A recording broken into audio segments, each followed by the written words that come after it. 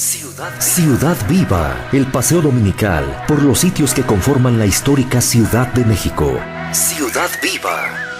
Recorridos llenos de anécdotas. Ciudad Viva con Sandra Rodríguez. Una invitación a crear postales sonoras. Hola, ¿qué tal? Muy buenos días. Yo soy Sandra de Visitas Guiadas México y todos los miércoles colaboro con Edgar Morales, el Castor, y es un placer que nos acompañen el día de hoy. Vamos a platicar aquí en Ciudad Viva sobre diferentes lugares del centro histórico de la Ciudad de México.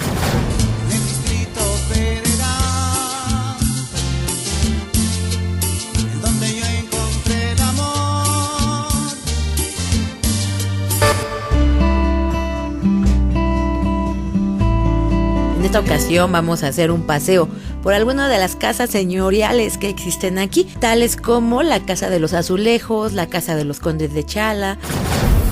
Conde es uno de los títulos europeos con los que los monarcas muestran su gratitud a ciertas personas. Actualmente, a dichos sujetos no se les conceden ningún tipo de privilegio, como en otro tiempo que recibían tierras o exenciones de impuestos, entre otras concesiones.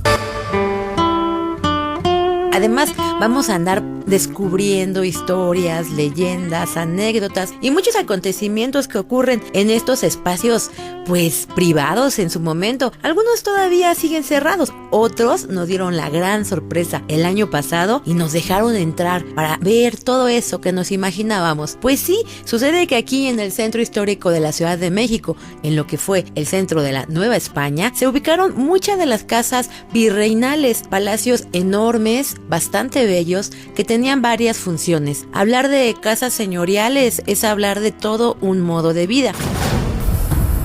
Casa señorial. La casa señorial es un símbolo de estatus para las grandes familias de Europa, que competían entre sí para proporcionar la hospitalidad para los miembros de la familia real, si es que estos llegaban de visita. Y ese modo de vida se distinguía sobre todo por el lujo, pero también por el trabajo de la gente que habitaba esas casas. Cualquier persona que tenía título de conde allá en la Nueva España, pues siempre soñaba con tener una casita allá en el centro de la ciudad. Por eso no es raro que encontremos casa como la de los condes de San Mateo Valparaíso, o la del conde del Valle de Orizaba, o tal vez la casa del conde de Chala. Pero ¿por qué ellos tenían casa aquí? Porque generalmente contaban con haciendas al interior de la República, que bueno, como dicen por ahí, realmente nosotros somos el interior. La República Mexicana pues son los estados que nos rodean. Pues sí, en los estados alrededor de la Ciudad de México tenían haciendas y los dueños de estas haciendas contaban con casas en la Ciudad de México en las que generalmente podían ofrecer los mismos productos de la hacienda o también eran lugares para ver y ser vistos. Una casa señorial como tal tiene características bien claras. Yo creo que uno de los lugares que muchas personas ubicamos aquí en la Ciudad de México es allá en la calle de Francisco y Madero. En el número 37 se ubica una casa bellísima que es el Palacio de Iturbide. Esa casa es la digna representante de una casa señorial. Data del siglo XVIII, dicen, es la casa más bella de esa época. Y toda casa señorial que se dijera que llevaba ese título tenía las siguientes características. Para empezar, un portón enorme en el que tenía que entrar el carruaje, los caballos y la carroza. Por eso son tan altas y cuando uno va ahora ahí al centro dice, ¡ay, qué puertas tan enormes! Con sus puertotas de madera. Pues por eso, porque por ahí llegaba el carruaje, imagínense la carroza, el carruaje, los caballos, entrando así en el Palacio de Iturbide y llegar al patio y ver la fuente. Después pasaba al fondo y llegaba a la caballería. Y alrededor, a la caballeriza, alrededor de ese patio, de esa fuente, se ubicaban muchos salones que funcionaban para el uso de la casa, salones en los que se guardaban los blancos, en el que se guardaba la loza, en el que estaba la despensa, y todo eso estaba en la planta baja y en la planta alta. Allá en la planta alta solo habitaban los dueños de las casas. Por eso en México decimos eso de ¿te crees de la alta? Pues sí, porque los únicos dueños de esas casas señoriales tenían acceso al piso noble, a la planta alta. En ese piso noble uno podía encontrar, para empezar, las recámaras. Las recámaras no es como ahora que tenemos nuestras puertas que nos dividen, no, eran espacios muy muy grandes, salones grandes que se dividían a través de diferentes elementos, generalmente muebles, pero lo más importante parte del piso noble era el Salón del Dosel. El Salón del Dosel era maravilloso. Era el espacio, era el salón más grande que daba a la calle. Y en ese Salón del Dosel se ubicaba una silla a manera de trono que estaba protegida por un cortinaje llamado dosel. Debajo de ese dosel, en resguardo, se encontraba generalmente un retrato del monarca de España. De esta manera se pensaba o se tenía la idea de que cuando el rey de España llegara a visitar sus terrenos aquí, sus territorios en la Nueva España, seguramente podría hacerles el honor a alguno de los condes de quedarse en su casa. O a lo mejor, quizás, si venía algún representante del rey, pudiera quedarse en este espacio. Por eso se llamaba el Salón del Dosel, cosa que no sucedió. El rey de España nunca vino, pero ahí se quedó bellísimo retratado estos salones impresionantes. En el Palacio de Iturbide también se encuentra otro de los elementos básicos para toda casa señorial, y son las capillas. La capilla doméstica, en el caso de Iturbide, es impresionante. Tú llegas y seguro sabes que esa es la capilla doméstica, porque cuando entras lo primero que ves y que nos recibe en la fachada es un altorrelieve tallado en cantera de la Virgen de Guadalupe. Cuando pasas este pequeño portal, llegas ya a la capilla. Actualmente la capilla ya está muy modificada. De hecho, es bastante sencilla. Sin embargo, en su momento debió de haber contado con cuadros de santos, con altares, y seguramente esos altares fueron barrocos y también fueron estofados. Además, lo que le daba esa característica de capilla eran las reliquias con las que contaba al interior. Estas son algunas de las características que tenían estas casas enormes, estas casas señoriales en las que uno se imagina cómo era el buen vivir, ¿no?, de esos espacios. Además, cabe mencionar que son casas que servían también para negocio. Eso sí, los condes de esa época, los condes de la Nueva España, era gente de mucho trabajo y además les gustaba el comercio. Por eso te querían una casa aquí en la Ciudad de México, porque imagínate que una casa en la planta baja, esas casas señoriales enormes y bellísimas, en la planta baja te funcionaban para colocar accesorias, y esas accesorias las podías rentar o podías vender tus productos, y la gente que te las rentaba además te rentaba para vivir la parte alta o el entresuelo. Se les llamaba casas de taza y plato porque funcionaban para negocio y para habitación, así que era un negocio redondo. No le perdías de ninguna manera porque te permitía las mismas rentas pagar varios gastos. Claro que los gastos de estas casas seguramente fueron enormes. Había un espacio muy pequeño allá en la planta baja de estos bellos palacios que generalmente se le podía prestar pues a aquellos parientes que habían caído en desgracia. Diría una novela, los parientes pobres. Les prestabas un espacio para que pudieran vivir, pero ellos no eran jamás los dueños de estos lugares. Por eso ellos vivían en la planta baja. Y de ahí la novela esta de Los de Abajo, ¿no? Los de Abajo, 1939. Mira usted, señor. Nos han batido en el fondo de la cañada. Éramos los de abajo. Señora, el general Demetrio Macías murió. Me voy. Me persiguen.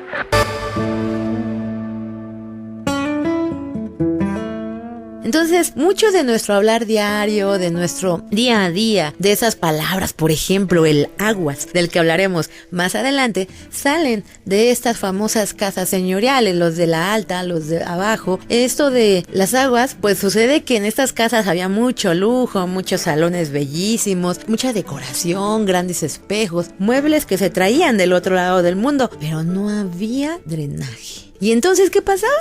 Si tenías que utilizar el sanitario, pues usabas una pequeña basinica y después a la mañana siguiente cuando te levantabas salías ahí a la calle.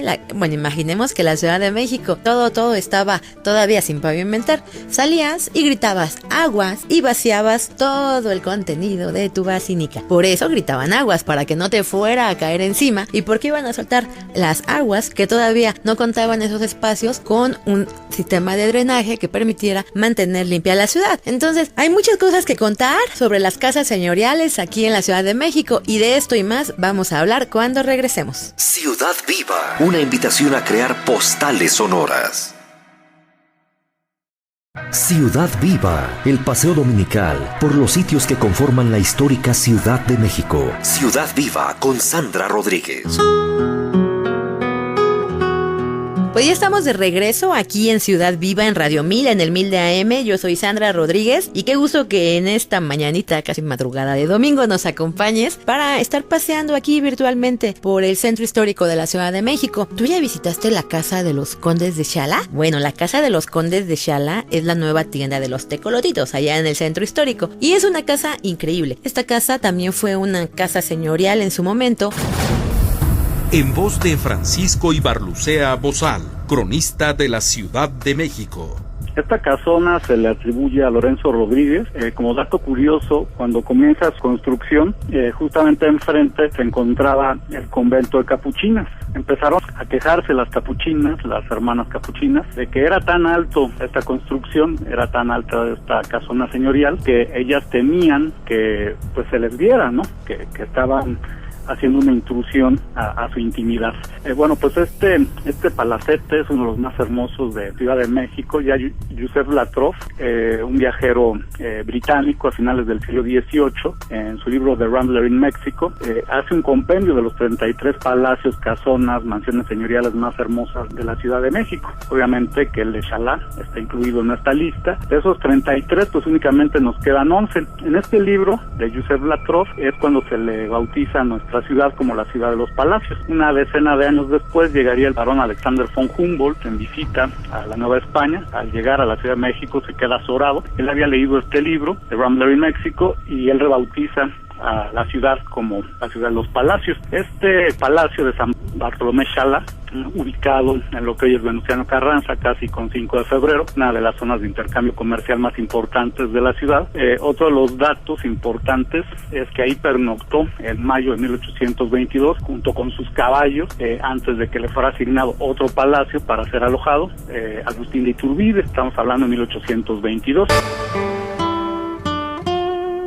La casa de los Condes de Xala durante muchos años fue mi sueño entrar, pero siempre estaba cerrada porque se dedicaba al comercio. Hace poco tiempo la recuperaron y la restauraron y cuando entras te quedas impresionado. La casa de los Condes de Xala fue hecha por el mismo arquitecto que hace el Sagrario Metropolitano y es impresionante. La historia de esta casa gira alrededor de los Condes de Xala. Estos condes tenían una pequeña haciendita allá en Hidalgo que todavía existe y fue en su momento una hacienda pulquera. Ahora se renta para hospedaje y para eventos también. Cuando vas te quedas maravillado, sobre todo por el aljibe enorme que tiene esa hacienda pulquera y todo el casco de la hacienda. Pero los Condes de Xala decidieron establecer una casita aquí en la Ciudad de México y para eso compran un terreno frente al convento de las Capuchinas. El convento de las Capuchinas era el convento más pobre que existía en esa época de mujeres. Sucede que en los conventos de mujeres había dos líneas,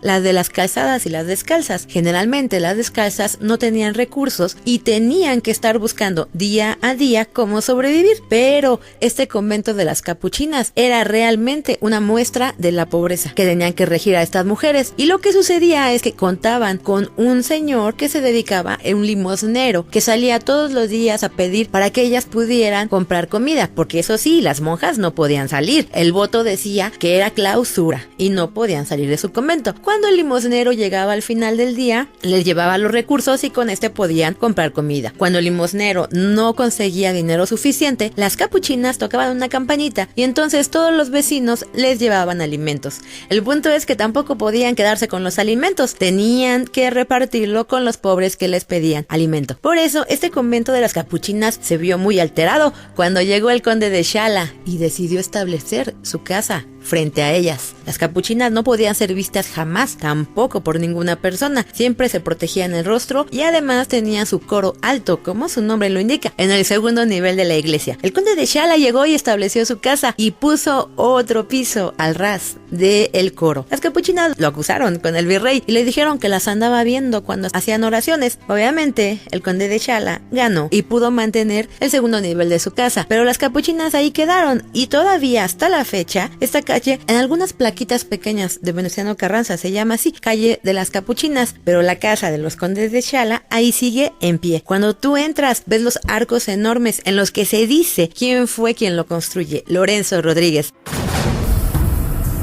Lorenzo Rodríguez, arquitecto español, nacido en Gaudí, Granada, el 22 de agosto de 1701, establecido en el Virreinato de Nueva España desde 1731, realizó la decoración de la fachada de la Capilla del Sagrario de la Catedral Mexicana. Su obra marcó una revolución en la tipología de fachada barroca colonial al convertirla en un verdadero tapiz pétreo, frontones quebrados y decoraciones. También se le atribuyen la Capilla de Valvanera en el convento de San Francisco y numerosos palacios particulares de México como el de los condes de Xala.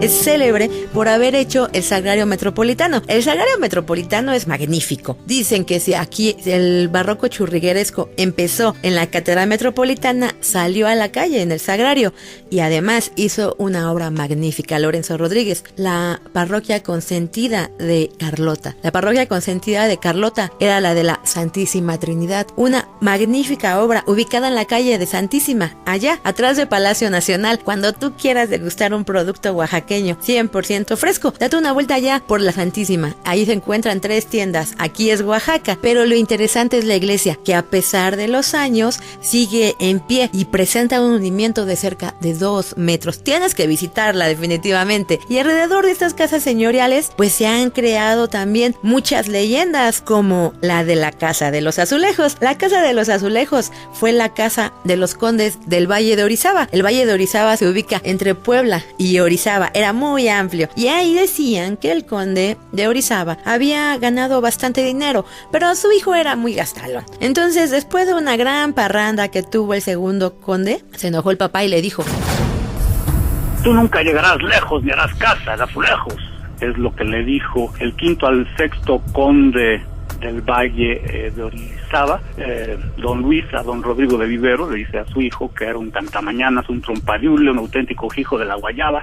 Ya lo tenía harto porque no tomaba en serio los cañaverales, las plantaciones del norte de Veracruz, del norte del actual estado de Veracruz, y bueno, pues ahí es donde tenía su condado y veía pues que el hijo pues nada más no se aplicaba, no era responsable, y le dice esta sentencia. Muy ofendido, el sexto conde del Valle de Orizaba mandó traer 21.844 azulejos desde Catay, desde China. En el segundo nivel también pues trajo estos balcones desde Filipinas. Y por cierto que en el segundo nivel estuvo el Jockey Club, uno de los lugares más exclusivos en la época de Porfirio Díaz, al cual llegaban los gurutacros engominados, las lechuguinas, los petimetres, los lagartijos, los zanahorios, que es como se le llamaba a la gente elegante en la época de Porfirio Díaz. Francisco Ibarlucea Bozar.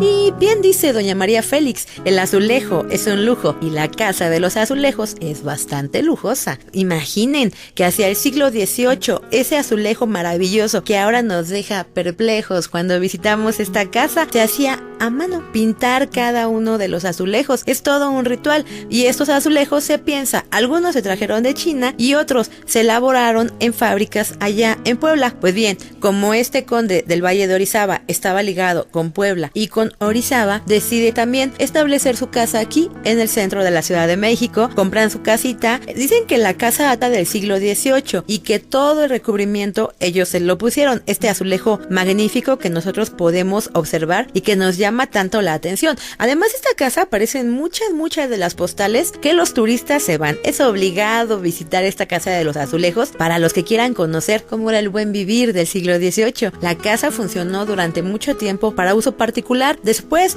pasa a manos del Jockey Club, quien lo hace una especie de club privado para varones, y después se convierte en la Casa del Obrero Mundial, hasta que la compran un señor llamado Summers, que la convierte en una cafetería y fuente de sodas, además de botica. Ha visto pasar todo lo que se puedan ustedes imaginar. También por ahí un pleitecillo. Detrás de la Casa de los Azulejos existe un pequeño callejoncito llamado el Callejón de la Condesa, donde apenas cabe un auto. En ese Callejón de la Condesa, en el siglo XVIII, entraron 2 hidalgos en su carruaje y se encontraron de frente. Como no quería ninguno de los dos darle el paso al otro, porque eso mancharía su orgullo, decidieron verse 3 días y 3 noches, uno frente al otro, y ninguno quería echarse para atrás, literalmente, hasta que interviene el virrey y en ese callejón de la Condesa les dice que cada uno salga por donde entró, así no mancharían su honor y así tampoco les quitaría ningún tipo de grado, ¿no? De esa manera, esa calle, el callejón de la Condesa, se convierte en la primera calle cerrada de la Ciudad de México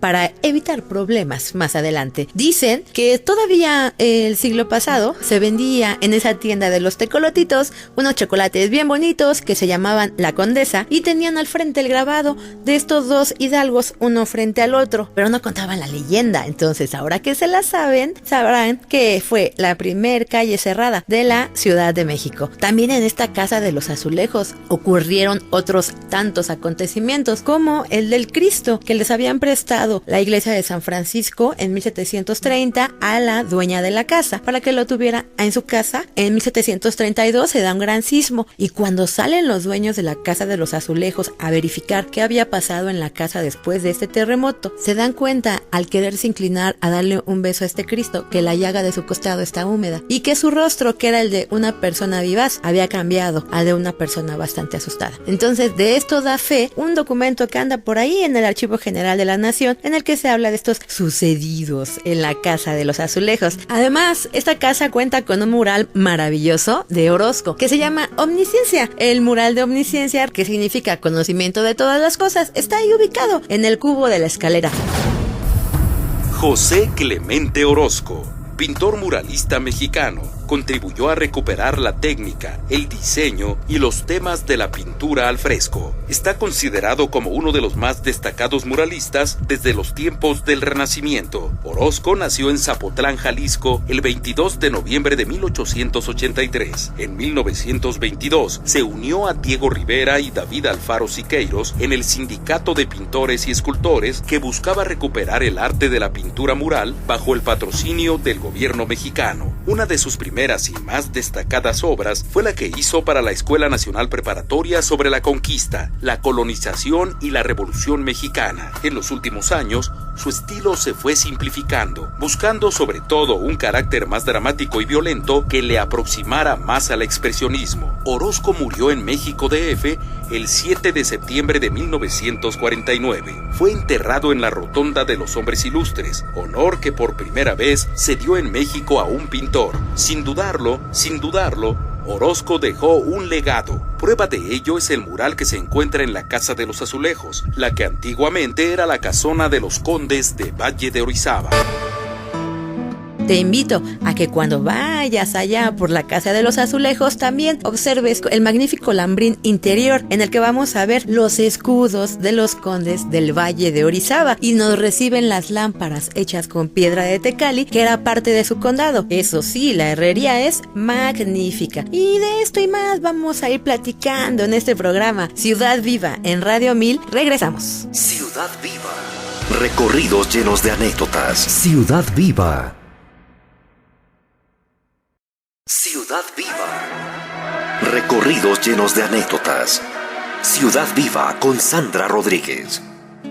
Pues continuamos aquí hablando de los palacios virreinales, de las casas señoriales en la Ciudad de México, aquí en Ciudad Viva, en Radio 1000. Yo soy Sandra Rodríguez y espero que nos acompañes más adelante a hacer uno de estos recorridos en vivo y en directo. Y vamos a continuar hablando de estas casas magníficas. Ya te diste una vuelta también por otra de las casas nuevecitas y que acaban de abrir, la casa que se ubica ya en la calle de Isabel la Católica, frente al Casino Español de México. Se trata de la casa de los Condes de Miravalle. Los Condes de Miravalle tienen una historia hermosa que tiene que ver con el ser agradecido con la gente y poder apoyar a aquellos que no tienen recursos. La condesa de Miravalle había enviudado y se quedó sin dinero. Entonces se retiró a una ranchería llamada Miravalle con sus 3 hijas. No había dote y no había forma de casarlas. Un día llega un indígena y le pide de comer. Ella, a pesar de no contar con los recursos, le sirve de comer. Este señor le dice: por lo que has hecho conmigo, te voy a indicar dónde hay oro y plata y te diré preguntándole de qué mina lo vas a extraer. La señora no le cree, la condesa de Miravalle, y al día siguiente llega este indígena y le da oro y plata para que lo muelan y le muestra la mina. Ahí queda la historia y se dice que de ahí nace la riqueza de los condes de Miravalle, aunque también muchos de estos condes de Miravalle son descendientes directos de Moctezuma. La casa es magnífica y tal vez te suene una colonia llamada Condesa, la Hipódromo Condesa y la colonia Hipódromo. En ese espacio se ubicó la hacienda de la condesa de Miravalle, por eso tenemos ese nombre de la colonia. La casa es magnífica, abarca casi la mitad de la manzana. Cuando tú entras, ahora se estableció ahí un hotel boutique llamado Downtown. Entonces este hotel boutique solo tiene 16 habitaciones y se ubica en la planta alta, como bien lo dicen. En la planta baja se colocaron muchos locales comerciales. Ellos sí siguen aplicando todavía este concepto de taza y plato. Al frente tienen negocios comerciales, al interior hay muchos lugares a visitar. Es una especie de plaza comercial, pero te muestra lo interesante de estos espacios. Lugares enormes, siempre un portón que nos recibe magnífico, y cuando entras un bello espacio, un bello patio, que muchas personas hace 15 años nos acordamos que ahí en esa calle de Isabel la Católica, número 30, se vendían perlas. Uno podía entrar y había joyerías en donde se vendían perlas, y los naranjos estaban recubiertos con pequeñas series iluminadas. Era un lugar bien tranquilo. Cuando tú entras parece que estás en otro lugar, todo silencio, todo tranquilidad. Soy un poco ahora de bullicio por los nuevos restaurantes. Aquí vas a encontrar La Botica, una de las mezcalerías más famosas, y también algunas chocolaterías como Quebo. La idea actualmente en este espacio es crear una especie de bazar, un tianguis cultural, en donde puedes encontrar muchos diseñadores que utilizan elementos nacionales para poder vender sus productos. También es un espacio pues mágico, de verdad que te haces el día. En ese lugar te puedes hacer el día, te puedes quedar de ver, desayunar en uno de los restaurantes, salir, visitar, por ejemplo, el fondo Casasola. Ahí tienen fotografías de Casasola, ese famoso estudio de fotografía que tiene pues la mayor cantidad de fotografías de la revolución, ¿no? Entonces ahí puedes visitarlo también. Imagínate, te das un tiempecito más, te tomas un chocolatito y después llega la hora de la comida. Hay un magnífico restaurante también ahí donde puedes degustar una comida y terminas con un cafecito en uno de los cafés que están en la base de la casa. La casa es bastante interesante. El programa de restauración fue muy bonito porque no modificó muchas cosas. No se aplanaron los muros, así que todavía puedes seguir viendo esos muros de tezontle bellísimos con la cantera. Sucede que en la Ciudad de México tenemos un pequeño problemita y estamos asentados sobre un lago. De verdad que fuimos pioneros. Establecer una ciudad sobre un lago es un triunfo, pero más sobre un sistema de lagos. Por eso los edificios tenían que ser ligeros y se decide utilizar la piedra de tezontle para quitarle peso a los edificios. Muchos de estos lugares, ahora que se han hecho restauraciones, se aplanan, ¿no? Pero originalmente era el tezontle, y ese tezontle se puede observar perfecto en la casa de los condes de Miravalle. Entonces ya tenemos otro lugar a visitar allá en el centro histórico de la Ciudad de México. También existe otra casa muy cerca de este espacio que se llama la Casa de los Condes de San Mateo Valparaíso. Está en la calle de Isabel la Católica. Ahora la tiene un banco, pero esta casa también tiene otras tantas historias. El conde de Santiago de Valparaíso era un conde de mucho dinero, mucho trabajo. La diferencia con los condes aquí en México es que todos trabajaban mucho porque tenían que comprar sus títulos nobiliarios. Entonces el rey de España decidió vender los títulos nobiliarios y se los vendió a aquellos que se dedicaban a los nobles oficios. ¿Y cuáles eran las nobles artes o los nobles oficios? La minería. Santiago de Valparaíso fue una de las casas más impresionantes. La casa está ubicada exactamente en la esquina de Isabel la Católica, en contraesquina con Venustiano Carranza. Es increíble, pero ¿y quién la hace? Bueno, Francisco Guerrero y Torres.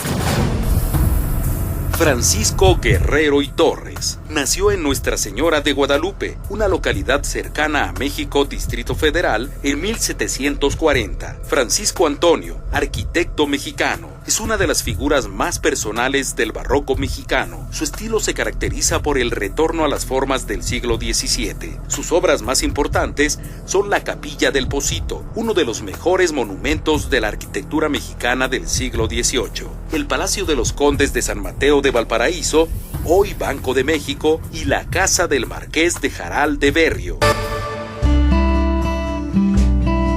Francisco Guerrero y Torres invirtió mucho de su talento en esta casa. Los dueños eran los dueños de Jaral de Berrio, sí, era su título, y los dueños del Jaral de Berrio tenían una haciendita que decían: el ganado de la hacienda de Jaral de Berrio puede pastar de Durango al Valle de México sin salir de su terreno. Imaginen la dimensión de esta hacienda. Estos dueños de la casa del Jaral de Berrio mandan a construir su casa y don Manuel Tolsá quería hacer, le habían pedido hacer una escultura para el rey de España.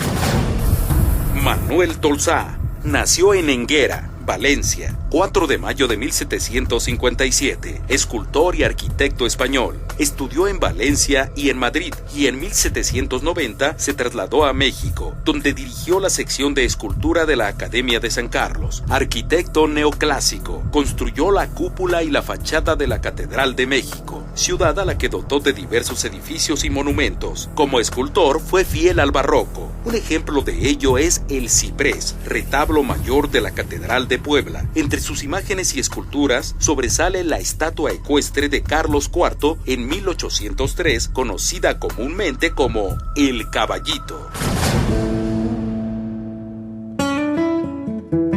Él necesitaba un modelo de caballo. ¿Y quién creen que les prestó el caballo? Pues los condes de Jaral de Berrio. Ellos les prestan el caballo y le dicen: ven, te lo vamos a traer de la hacienda del Jaral de Berrio y puedes venir aquí a nuestra casa. Y en el patio fue en el que hizo su primera escultura del caballito. El caballito se llamaba Tambor. Ese era el nombre de ese caballo enorme, bellísimo, que podíamos admirar todavía el año pasado allá en la Plaza Tolsá. Ahora está recubierto, esperando pues regresar a sus glorias, ¿no? Entonces, este caballito también era de Jaral de Berrio, y es que decían que para las mulas del Jaral, los caballos de allá mismo, así decían ellos. Entonces, el Jaral de Berrio fue una de las casas más bonitas, de las casas señoriales. Ahí sí se veía el buen vivir de los dueños de esta casa. Y estos condes del Jaral tuvieron una hija. La hija era precisamente Ana María de Moncada. Ana María de Moncada, la dueña del Palacio de Iturbide, que originalmente se llamaba el Palacio de Moncada. Los papás querían darle un regalito a su hija y le regalaron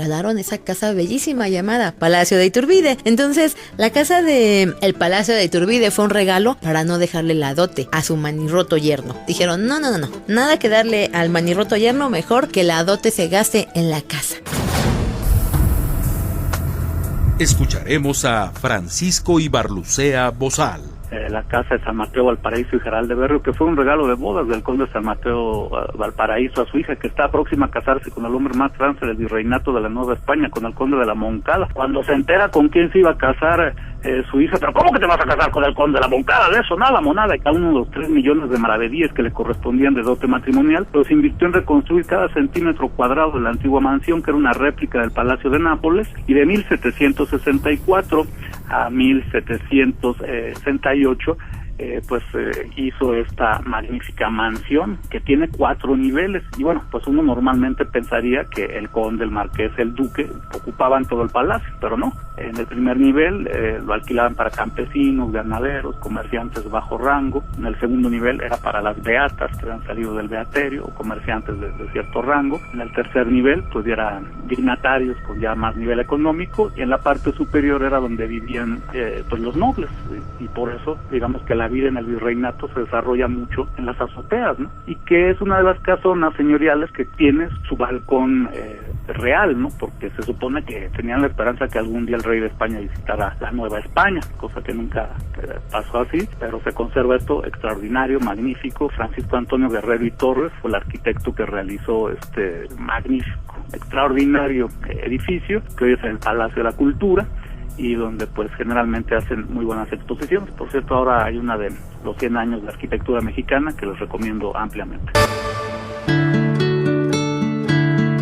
Por eso ese fue un regalo de bodas. El Palacio de Moncada, hoy Palacio de Iturbide, también conocido como Centro Cultural, este espacio en su momento fue un regalo de boda y solamente lo ocuparon muy poco tiempo, cerca de un año. El tiempo siguiente se utilizó como un hotel. Alrededor de estas magníficas casas señoriales pues hay un montón de cosas que contar, ¿no? Desde aparecido, desde los dueños de las casas, desde todos aquellos acontecimientos que ocurren, algunas películas que se han grabado, inclusive una leyenda por ahí que más adelante les voy a contar de una casa llamada de Don Juan Manuel. Yo soy Sandra y ahorita regresamos a Radio Mix. Ciudad Viva, una invitación a crear postales sonoras. Ciudad Viva, el paseo dominical por los sitios que conforman la histórica Ciudad de México. Ciudad Viva con Sandra Rodríguez.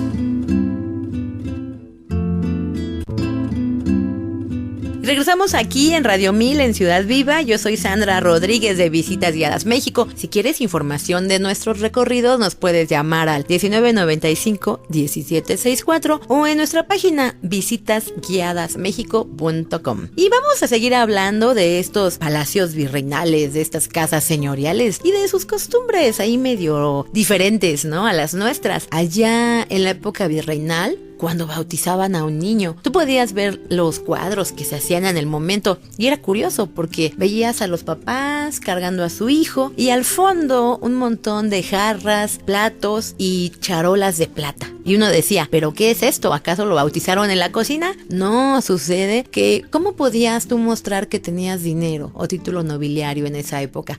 Pues le decías a quien te hacía el retrato que saliera toda la platería de la casa. La plata se utilizaba en ese entonces para hacer jarras, platones, charolas. No se utilizaba para producto decorativo, eso ya fue más adelante. De hecho, fue el siglo pasado apenas y eso nació allá en Taxco, Guerrero. Entonces, así eran ese tipo de costumbres, ¿no? O los de las misas. Las misas se realizaban en las capillas domésticas. Imaginemos que en esa época la catedral todavía no se terminaba, tardó 3 siglos. Así que muchas misas particulares de los dueños de estas casas se llevaban a cabo en su capilla doméstica. Estos espacios también contaban con lugares pues comunes, ¿no? Este patio central al que todo el mundo tenía acceso y con espacios cerrados y privados a los que nadie soñaría con entrar. Por eso es una ventaja poder ir ahora al Palacio de Iturbide y conocer el Salón del Dosel, entrar a la casa de los condes de Chala y también visitar este magnífico Salón del Dosel o la Casa de los Azulejos, que durante muchos años estuvo cerrada su acceso al público. Imagínate todo lo que pensaría la gente que conoció el Jockey Club, que el Jockey Club allá en la Casa de los Azulejos tenía una tradición,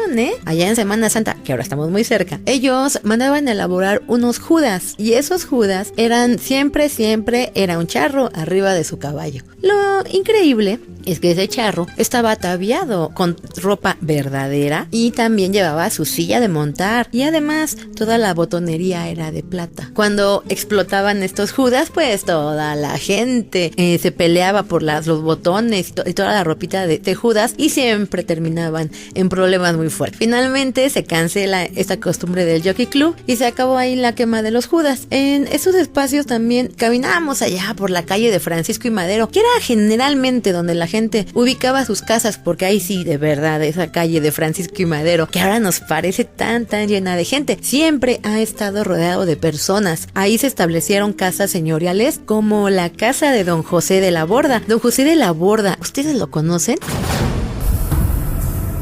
Don José de la Borda, de padre francés Laborde y madre española Magdalena Sánchez, nació en Jaca, en los Pirineos, en 1699. José de la Borda fue uno de los mineros más ricos de la Nueva España. Entre sus obras pías está la de haber sido protector de la barroquísima iglesia de Santa Prisca, en Taxco. Aunque el inmueble no se ha conservado del todo, cuentan las leyendas que era el único edificio de la ciudad que tenía un balcón corrido que permitía desplazarse por ambos costados, porque durante sus continuas visitas a las minas lejanas a la capital, don José no permitía que su esposa saliera de la casa, pero tenía permiso de pasearse por el balcón solamente. Allá en Taxco existe una iglesia llamada Santa Prisca. Santa Prisca la pagó completita don José de la Borda. Don José de la Borda fue un rico minero que llega a los 17 años y llega a hacer la América, a hacer fortuna. Y sí que la hizo. Tenía bastante dinero, había tenido muy buena suerte, decide pagar la iglesia de Santa Prisca y también toda la platería que está al interior y que ellos necesitan, como por ejemplo una gran custodia monumental. En esta vida no siempre vamos a estar en el mismo lugar. A don José de la Borda, que tuvo tanto dinero, de pronto le viene la desgracia y empieza a perder dinero. Descubrió una mina llamada La Quebradilla y en su nombre pues llevaba la fama. lo llevó a la quiebra. Don José de la Borda se queda sin dinero, le pide apoyo a la iglesia de Taxco, ya que él había pagado. Le dicen, ¿qué crees? Que no hay dinero. Y dice, bueno, pero yo me quedé con el derecho sobre toda la platería y todo lo que se requería para la misa, así que denme mi custodia. Recupera la custodia, la vende y con esto hace una nueva explotación de otra mina llamada La Esperanza, que lo va a llevar nuevamente a contar con mucho dinero. A los 76 años decide establecer una casa aquí en la Ciudad de México. A los 76 años fue uno de sus últimos sueños, compra una manzana que actualmente se ubica en la esquina de Isabel la Católica y Francisco y Madero. La limita también la calle de Motolinía y esta gran manzana iba a ser su casita de la Ciudad de México. Eso sí, tenía una esposa muy jovencita que quería andar paseando. Quería dar una vuelta a la manzana, literalmente. Y don José de la Borda le manda a poner ahí un gran barandal que abarca media manzana en las dos esquinas. Dice, bueno, sí, mi vida, vas a poder salir a pasear, pero por aquí, por este barandal. Es el barandal más grande del centro histórico de la Ciudad de México. A don José de la Borda no le alcanza la vida, no termina su casa, pero ahí queda la leyenda de este personaje tan famoso en el México virreinal. Otra de las casas famosas es la casa del Marqués del Prado Alegre. Esta casa sí ha sufrido muchas modificaciones, pero qué bonito llevar ese título, ¿no? De Marqués del Prado Alegre. Es muy lindo, cada una de las personas elegía qué título quería. El Conde de Regla lo hace por la Virgen de Regla, por eso pide ese título. Por eso a todas sus haciendas les pone Santa María Regla, San Antonio Regla, San Miguel Regla. Y este Marqués del Prado Alegre seguramente tenía ahí alguna fijación con esta palabra, ¿no? Pero se oye muy lindo del Prado Alegre. Había otras condesas, como por ejemplo la Marquesa de la Selva Nevada, y entre tantos otros que podríamos ver. Lamentablemente a estas casas se le rasparon todos los títulos nobiliarios. Después de que México se vuelve independiente, se dice que en México, y por ley, no existen títulos nobiliarios, así que todos esos títulos que seguramente fueron magníficos se borran y se raspan. Allá en el Palacio de Iturbide vemos medallones vacíos. En la casa del Marqués de Prado Alegre vemos medallones vacíos y nos podríamos imaginar que ahí estaba realmente su gran título, pues les había costado, lo habían comprado. La casa del Marqués del Prado Alegre fue en su momento un espacio en el que estuvo el primer Cinema Lumière. Ahí se estableció, era un cinema chiquito, pequeñito, y ahí se proyectaban diferentes películas. Después vino menos y el interior está reformado, como no tienen idea. Lo que vale mucho la pena es toda la fachada, porque en la esquina, con el pasaje de Motolinía, encontramos un pequeño escudo hecho en piedra que representa al pueblo de Chalco. Eso quiere decir que mucho del material que se utilizó para hacer las nuevas casas señoriales, los palacios virreinales, pues venía de todos esos teocalis, de todos esos basamentos piramidales que tenían en el México prehispánico. Por eso ahí lo vamos a encontrar en la esquina de Motolinía y Francisco y Madero. Y pues de todo esto y otras cosas vamos a seguir platicando más adelante en otros programas. Yo te invito a que nos sigas escuchando todos los domingos de 9 a 10 de la mañana. Aquí en Radio 1000 en Ciudad Viva, yo soy Sandra Rodríguez de Visitas Guiadas México y que tengas un excelente día. Ciudad Viva. Recorridos llenos de anécdotas. Ciudad Viva con Sandra Rodríguez.